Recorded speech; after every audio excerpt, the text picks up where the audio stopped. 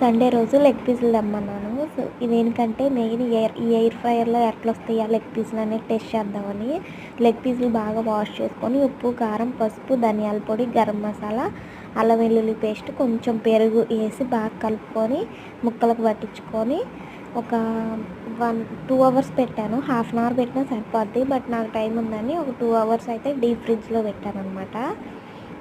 పెడితే ఉప్పు కారం మంచిగా పట్టిద్ది ముక్కకు అని చెప్పేసి ఆ చిన్ని లెగ్ పీస్ ఏంటంటే కర్రీలో వచ్చింది, అందుకే అందులో వేసా అది కూడా.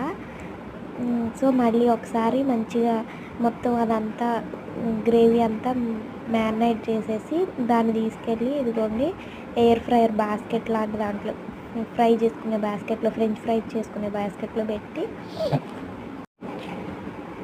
ఇదిగోండి ఇలా పెట్టేసుకొని చిప్స్ సారీ మీట్ అనే ఆప్షన్ ఇస్తాడు వాడు.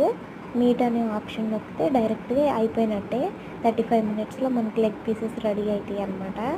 జస్ట్ లోపల కూడా కుక్ అవుతాయా లేదా, పైన వరకే ఫ్రై అవుతాయా అనేది తెలియటం కోసం నేను ట్రై చేశాను. బట్ బాగున్నాయి, లోపల వరకు కుక్ అయినాయి. సాస్లో తింటే అచ్చం బయట తిన్నట్టే ఉన్నాయి. నచ్చితే సబ్స్క్రైబ్.